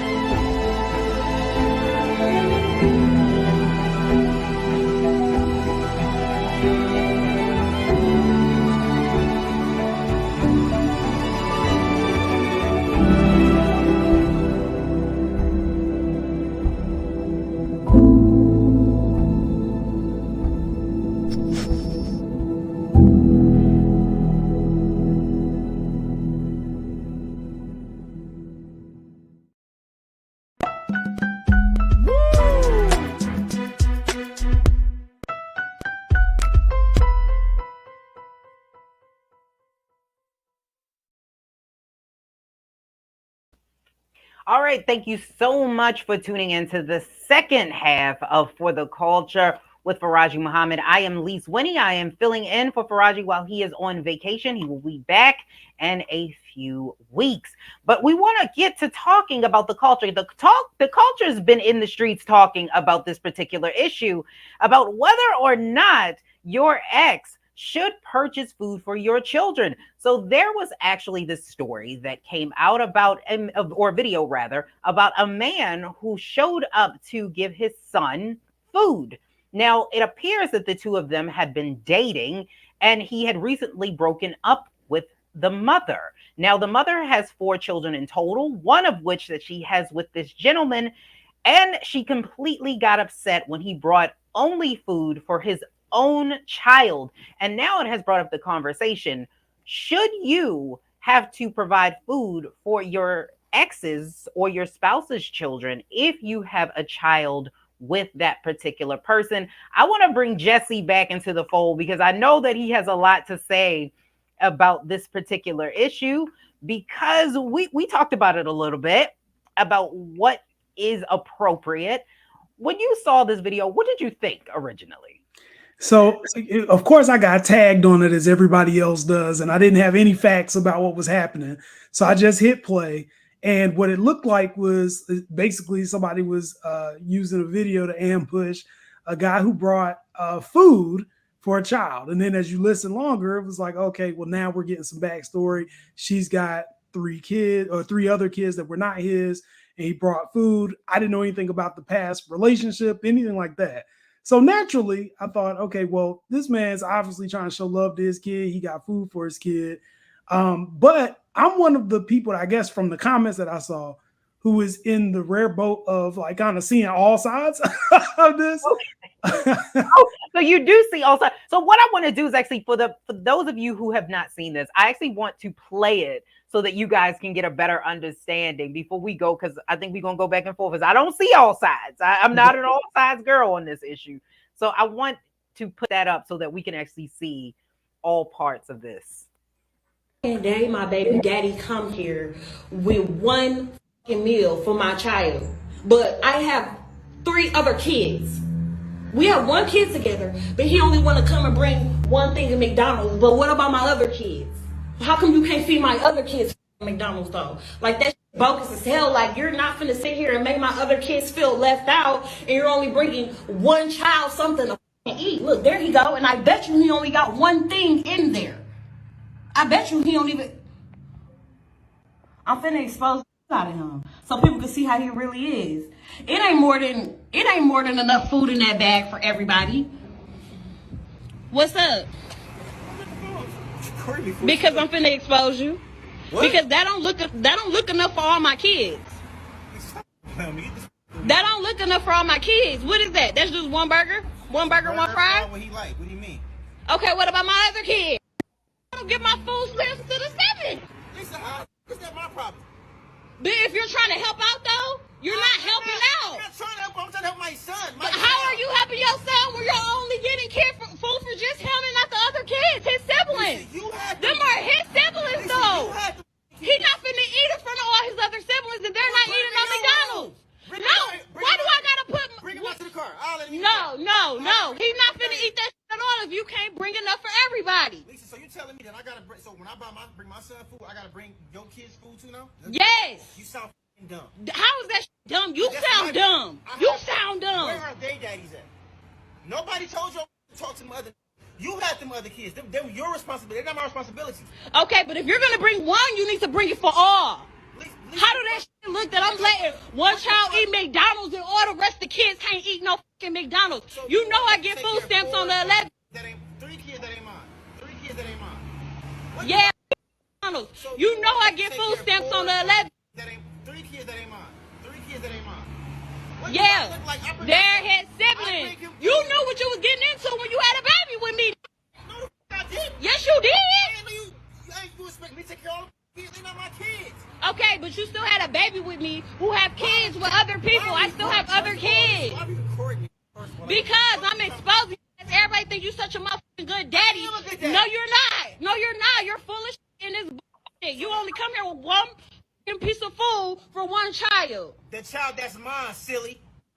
No, that's dumb that you can't feed the other kids. Don't feed nobody at all then. He can't take that shit. He can't eat it. Maybe if you had 1 or 2, I can maybe. You got it's 3 extra kids. What the f? All like go to my mother account, spend money on all those kids. Them not my kids. Them are your kids' siblings though. Dumb. So that's what you gonna go with? That's the one you gonna Those are your fucking kids' siblings. They my. All right, so it's a lot of language and a lot of things going on. But for you said you see everyone's side in this particular situation. Yes, I think I do. So the first thing, and I think the obvious point is from the father's perspective, he's looking at it as this is food for my child. I don't think there's anything wrong with a father bringing food for his child, and the other children were not his responsibility. Okay. But the backstory that we're getting is that he was with her and was providing food for all of the kids prior to this video and prior to them breaking up. Mm-hmm. So if that's the case, then the kids have been accustomed to a certain standard. Doesn't necessarily mean that he would ever be legally obligated to continue providing for those kids. But I do think it's hard to take kids that have gotten accustomed to you bringing food for them and then saying, okay, well, I only care about the one of you. From the mom's perspective, it's interesting because I think that what she's trying to do is not make other kids feel less than. And I think that she's trying to advocate so that they all are on equal footing. I also think that moms don't get enough credit for the time that they actually spend with kids, because obviously he wasn't with the kids. She has the kids at her house. Right. So I think there's a lot to be said about somebody. You know, I have one, and I know it can be difficult dealing with one all day. I can't imagine four. So I think she's trying to express a standard of equity with all of the kids. And then likewise, you know, I think that we oftentimes get confused between what legally would be allowable if he were to say, because people were like, oh, go sue for custody, get your kid, all this stuff. And I agree. Legally, I don't think that he would ever be held responsible. They weren't married, it sounds like. So he's not going to be held responsible for all of them. But I do think that there is something to be said for the approach, right? So like, you know, being able to like pick up your kid and deciding that while he's out with you, you're going to take him to McDonald's. That's one thing. Or even bringing, you know, people talking about bringing a Little Caesars pizza, bringing a hot and ready, right? Like bringing something like that. It's different. I think, you know, from the fact that she already had the recording and it sounds like she already knew what his motive is. He's done this before, right? Like so they probably had a conversation about this before, and she was recording him for the purpose, I guess, of catching him in the act and exposing him. I don't think it makes him necessarily a bad father because he won't bring food for the other kids, but I do think there's a little bit more than the innocence that I initially saw this video with. Well, I see you coming with all the legal, you know, you got the legal mind and all of those types of things. So here's my perspective. And I know I saw the mother's rebuttal. She did come out and say that they had been dating and he was providing the food.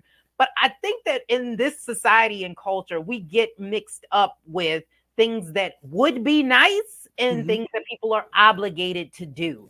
That would have been nice. It would have made him a great guy had he not just been like, no, y'all don't have McDonald's money. Just my son. What you want, a double cheeseburger? Like, that's messed up. But he's not obligated to do that. I think the mother's anger is displaced with the fault, because first of all, she chose him. Let's start there. And then two, we also have to realize that these aren't his children. He makes a valid point that, you know, where are these other children's parents as well? It's not a nice thing to do. I think that he would have been a great guy had he just said, hey, and plus, I don't know your name, sir, but if you would have just brought groceries, problem solved. Like just buy, you know, bread and cheese and apples, and it could have stretched out instead of the McDonald's food. That's problematic. But I think for the mother to put this out there on the internet is not okay. And it doesn't justify this behavior at all. So do you think that this is a bad look for women? Because we already have this back and forth between men and women anyway on social media, especially Black men and women, which is unfortunate on social media. Absolutely. Because I saw people going after the way that the woman looked. It was like, she looks the way I thought she would. And I don't even know what that means. There's so much to it. And I hate when these videos go viral. I mean, you know, shout out to her, like, you know, get your likes. But I hate when these things go viral, because I think that, you know, we know that people are watching our community and they're trying to look for those opportunities to divide what unity we do have. And usually along gender roles is kind of where the division is going to come. It seemed like on, you know, all the social media I was looking at, there was a divide where there were women who were supportive of the woman and men who were supportive of the man, right? And everybody, you know, makes their philosophical points here and there. And what's sad is in all of those conversations, it feels like what gets missing is the kids, which is like kind of the priority, I would guess. I don't think that there's anybody, well, maybe there are, but I don't think there's anybody who is condemning the guy for bringing food for his kid. Like nobody is trying to say that he's. That's a good point. Right. We're not saying that's wrong. But if the facts, the background facts are true, and if he only changed up because they broke up, right? And now he's like, well, it's only this, but you've been taking care of the kids before. then I can see kind of where she is coming from to say, well, why are you changing now? Just because we didn't work out. Again, so is there a time limit? Is there a Mm-hmm. time limit in between when you break up where he would have to take care of them forever? Or is it a couple months? Like, what does that look like? Nope. I think it's a very slippery slope, right? Because it starts with, cheeseburgers from McDonald's, and then it goes to Nikes, and then it goes to tuition. It's a very slippery slope, right? Okay. So I don't think that he should be responsible for all of the kids per se. I just feel like it felt to me, the fact that she had the recording ready to go and all this stuff, it feels to me like this isn't the first conversation, right? This is another conversation that they've had, and he probably has already been told. And if he had been told prior, then the simple explanation to me is, "Hey, I'm coming to pick up, Jay Jr. We're gonna go out, and I'll bring him back." It's not, well, I'll fix you. Let me bring, wouldn't food. that still have made her feel some kind of way? Because she's saying that she doesn't have food for those children, and if he came to pick him up, his kid. Take the kid, I believe it's a boy, take his son to McDonald's. You can't tell me that there wouldn't have been an argument that ensued. I mean, I don't know. It probably would, because if people are determined that they're going to have an issue, they're going to have an issue. But I think the optics look better, right? It's different with your son is with you and you've gone out. I'm always sensitive, particularly when it comes to women who are raising the kids. Like, I'm always sensitive because you get the luxury, if you're not there, of being wherever you are with whoever you with, doing what you want, and she's in the house with 4 kids all day. Right. And if she doesn't have groceries, one of them at least is yours, right? So I think there's some level of credence that you have to give for the fact that she's going through that. I also feel like we don't know, his situation either. Like, I don't know if, this is his last meal. He had a coupon from McDonald's, whatever the case may be. We don't know what his situation is. So I don't think that I think that the optics of it are really the thing that hurts me. Just as a Black community, I feel like we're so much better than this. So it feels bad, but I do know it's an interesting point of discussion. And I think that, hurt people, right? So everybody who has been hurt before, if you're a guy and you feel like you don't win in the court system and all this stuff, then I feel like you're going to come in with your emotions about what you think he did that was right or wrong.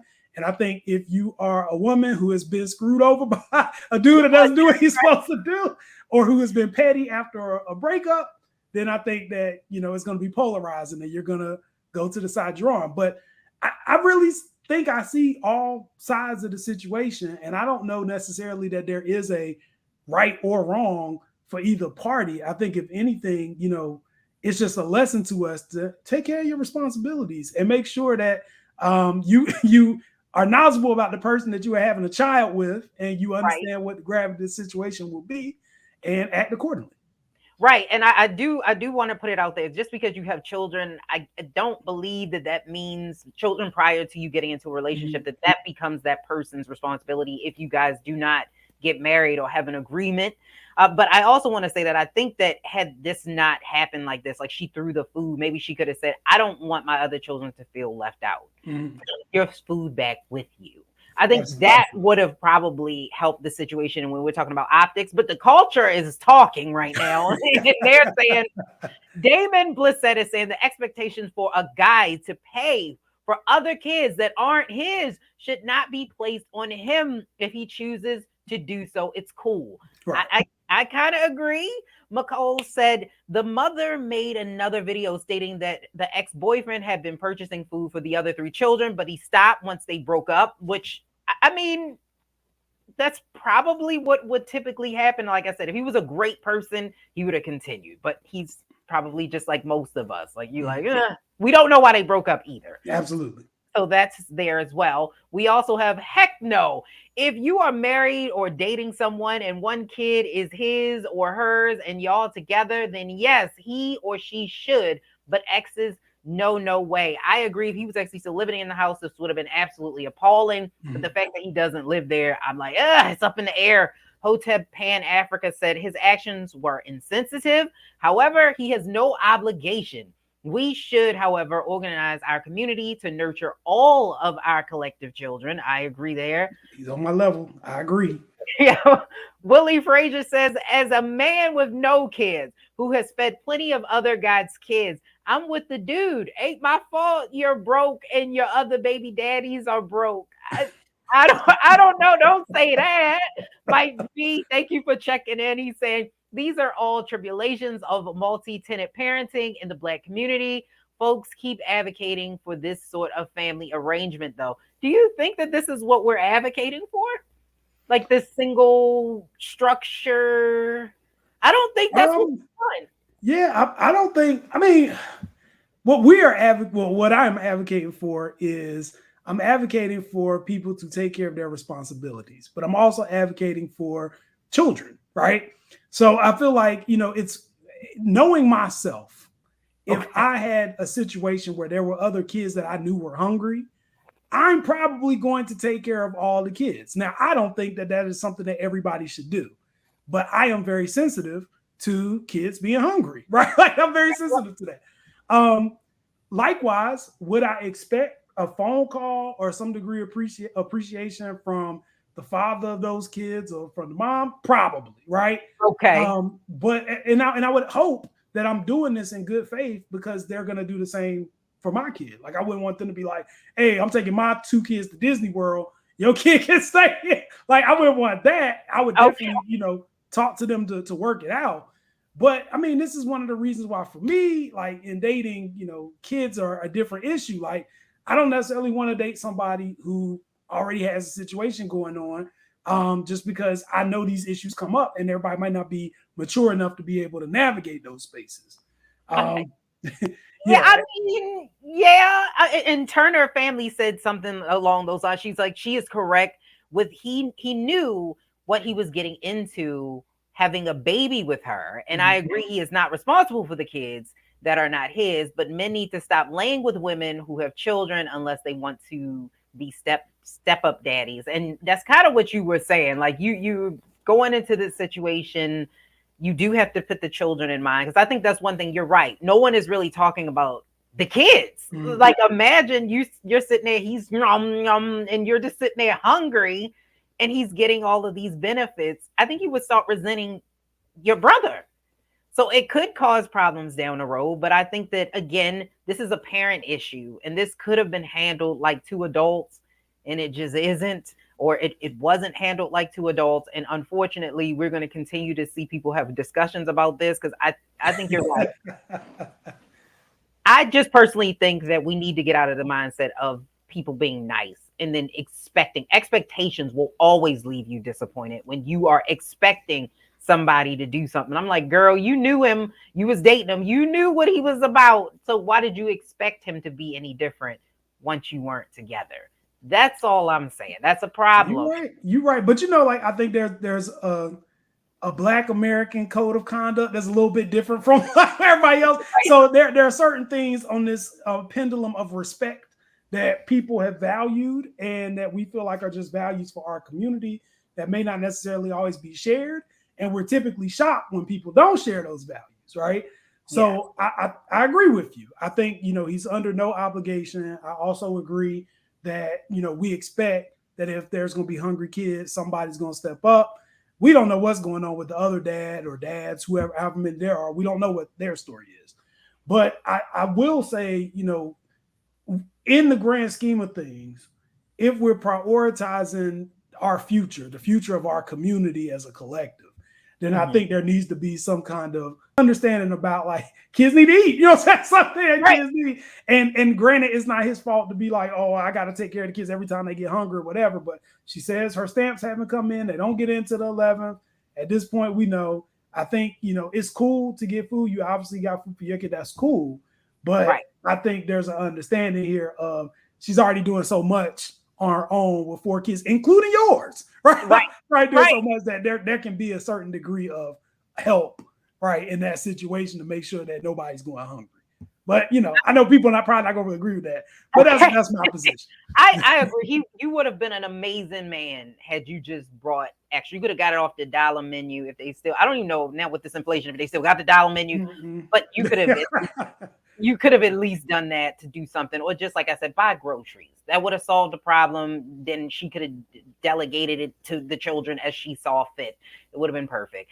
But I also want to talk a little bit or briefly about R. Kelly. He did get a sentence. The sentence got passed down yesterday. He got 30 years in prison. This is again, the culture has been talking about this one. Some people are saying that it was too much. Like he got too much time because they were looking at Jeffrey Epstein's girlfriend, who only got 20 years. He actually got charged in 2019, and he was convicted on 1 count of racketeering and 8 counts of violating the Mann Act. What are your thoughts on this? Do you think this is good, or is not enough, or what? So first, I don't know that R. Kelly is going to be the hill that I want to die on when we're talking about racial disparities, right? I feel like he terrorized Black women for a long time, and this is justice. This is what happens when you finally get caught. He had a long run, and he had plenty of warnings along the way. So, he did get convicted of 9 different counts. Jillian Epstein, she got convicted of 5. I do think, they had the possibility of giving him even more than 30. I think he could have did life. So they gave him 30 when I think the prosecution was asking for, I want to say 20, I think it was 25. Yeah. They gave him 30. Now we all know that once you are in the grips of the court system and the judicial system, there are going to be there's going to be inequality on a race basis anyway. We know that, right? But once you have already done all of these things, it's kind of like, I don't, it's not, we're talking about an innocent person. There are innocent people who get convicted all the time, and they get all kinds of inflated sentences that they don't deserve. And then we can do comparative analysis about, but you didn't do this to so-and-so. But this one, it's kind of like, hey, brother, like you got caught. We told you to stop. You didn't.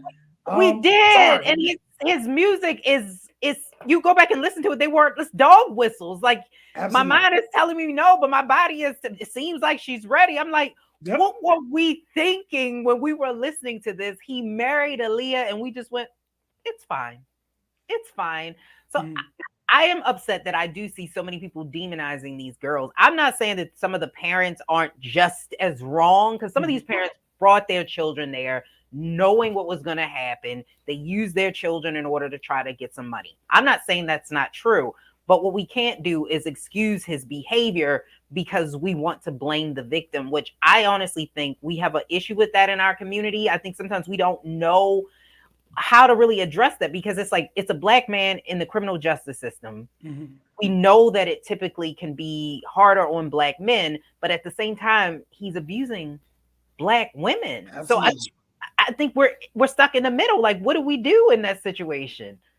So it's so many levels to it, because I mean, there are legitimate people who are convicted of crimes who did not do what they were convicted of, who are Black and who had all kinds of books thrown at them that they shouldn't have gotten, right? And we can find those people and definitely advocate for those people. But R. Kelly is not Nelson Mandela, right? So I think we need to be clear about that. The other thing that I want to be clear about is our society in America is really anti-Black women.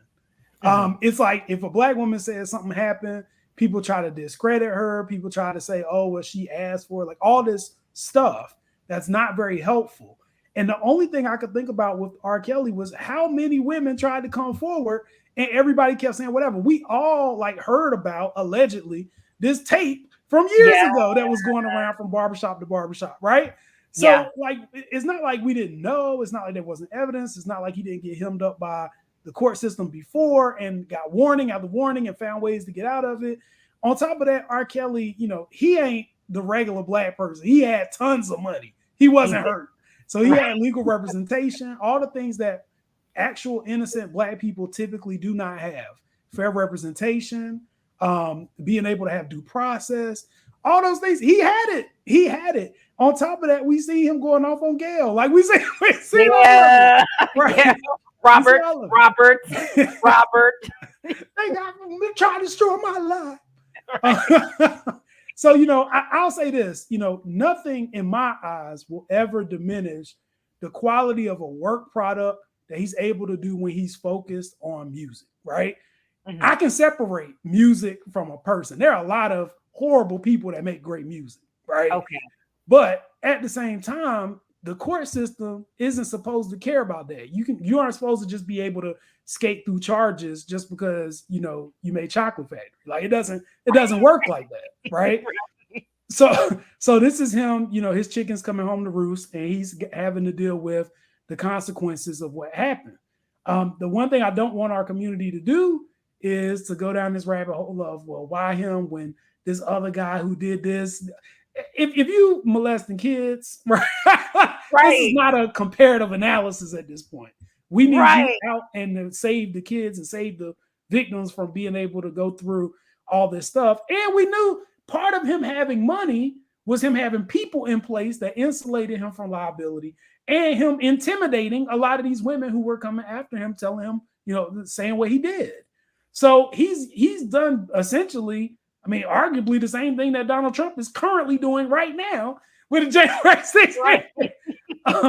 And yet, at the same time, I feel like I can't have any kind of loyalty to R. Kelly when I know that he's harming my community even more so than he is benefiting. Correct. And I agree. Like we will have to either separate his music or don't listen to his music, because I know some people don't want to stream it because he, gets money from it. But the culture has spoken. They're saying, nope, Kel's got, Donita Jackson said, nope, Kel's got what he deserved. The fact that white men / women didn't get what he got doesn't absolve him of anything. I agree. It says Brother King Lee says Mr. Kelly got what he deserves. However, I still love some of his songs. Yes, that Bump and Grind song is one of my faves. Everybody loves those songs. We still love them. Janae said he got his due. He didn't let them girls go, and he was abusing them in all kind of ways. 30 years is enough time for him to write songs of remorse songs. Okay, I agree with that. And it says, Real Brooklyn says, I really can't say if he's innocent when he married a 15-year-old. Of course, at that time, we didn't care because he was making hits. Somebody need to look at them Isley brothers. Just saying. I don't know. Please don't. Let's not throw them in there. I don't know about Ron and them. But I will say that R. Kelly definitely, I believe the culture has spoken. They're saying that he got his just due. And I think most people would agree that he just had this coming. It's been a long time. It's been a long time. Seems like you're ready, R. Kelly. Seems like you're ready for jail now. So you go on and serve that sentence. It's all done. I want to thank you, Jesse, for coming on today. You are absolutely awesome. And for those individuals who want to listen to your podcast or how can they listen? Definitely. So I have two. One is Brothers-in-Law. That's BRUTHAS, the letter N, and then LAW, where we talk about legal issues with my podcast partner, Sean Carter. I also have a YouTube show called The Pan-Africana Show. And it is our attempt to try to bridge the gap across the diaspora in talking to Black people from all over the world and trying to help us build bridges between the continent and between all of the diaspora so that we can hopefully put a network together and be able to try to get away from our dependence on white establishment. So definitely feel free to check us out. And you can also reach me on social media at J Hamilton McCoy 2. And he is so intelligent, so smart, so funny. You will absolutely love following him. I love everything that he does. He's absolutely awesome. I would say go Blue Devils, but I'm in Maryland, so the Turks, and I can't do that. But I appreciate everything that you do. Well, I thank you for having me, and all of the things that you said about me, I will send you the check in the mail. I appreciate what you said. But I am just so happy to see your growth and so happy to see you pursuing all kinds of opportunities. Thank you so much. I appreciate it. All right, folks, that has been The Culture. The Culture has spoken. We have talked about everything from January 6th all the way up until R. Kelly. I want you guys to make sure that you go to the Black Star Network or the Black Star Network app and download it in your Play Store so that you can get so much great content and support Black content creators and give so much back to the community and tell stories that aren't often told in mainstream media. Thank you so much. Farajii will be back soon. We appreciate you. Have a good day.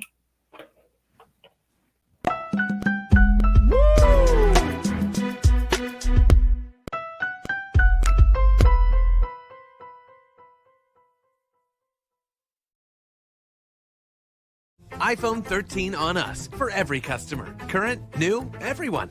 To show the love. How about sushi? I just had sushi for lunch yesterday. How about tacos? Automatic emergency braking, one of 6 advanced safety features standard on every 2022 Chevy Equinox. Find new technology. Find new roads. Chevrolet.